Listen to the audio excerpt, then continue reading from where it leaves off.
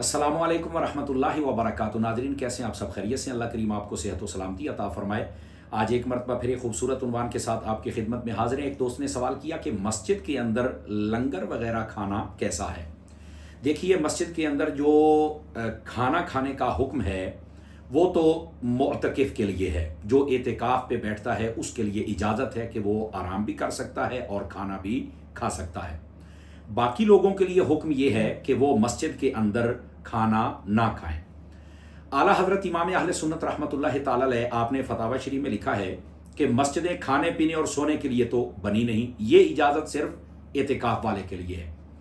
दूसरी बात यह है कि अगर हम इसकी इजाज़त दे दें तो ये मफासिद का दरवाज़ा खुलेगा कि लोग अपनी मनमर्जियाँ करेंगे। कई बाज़ार में दुकान मस्जिदें होती है तो वहाँ से लाकर मस्जिद में बैठ के खाएंगे, तो इसकी इजाज़त नहीं है। तीसरी बात कहा कि लोगों के जो कुलूब हैं वो हैबत से बिल्कुल खाली होते जा रहे हैं, तो ये तो बिल्कुल मस्जिदों का तकद्दुसी पामाल हो जाएगा। वहाँ पर तो बैठकर फिर कचहरियाँ लगेगी और गपशप लगेगी, तो इसकी इजाज़त बिल्कुल नहीं है।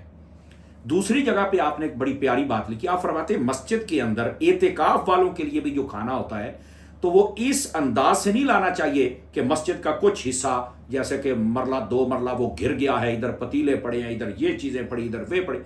फरमाया मस्जिद में खाना भी एतिकाफ वालों के लिए भी लाया जाए तो वो जगह ना घेरे, उसके लिए बिल्कुल नमाजी तंग नहीं होने चाहिए।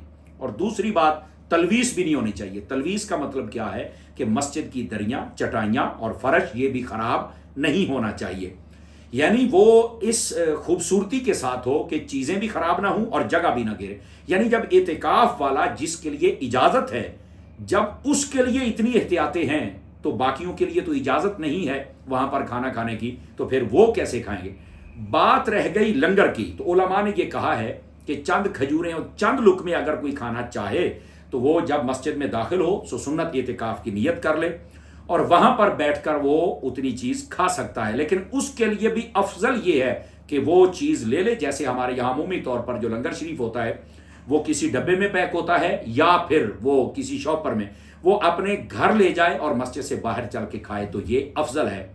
बेहतर यही है कि मस्जिदों के अंदर एतिकाफ वालों के अलावा कोई भी खाना ना खाए, और अगर इस तरह लंगर वगैरह मिल जाए तो उसको आप एतिकाफ की नीयत के साथ मुख्तसर हो तो आप खा सकते हैं। उसमें एहतियात ये ज़रूरी है कि मस्जिद की चटाइयाँ और दरियाँ भी ख़राब नहीं होनी चाहिए। बसा औकात लोग हद से गुजर जाते हैं, वो इस चीज़ को वैसे ही हराम और बिदत और नाजायज़ कहते हैं। उनकी मजबूरी कुछ और है, हम उनको नहीं बात करना चाहते। उनको करेंगे भी तो वो शायद नहीं मानेंगे। मसला जो था मैंने आपकी खिदमत में अर्ज़ कर दिया। अल्लाह हमें समझने की तौफीक अता फरमाए।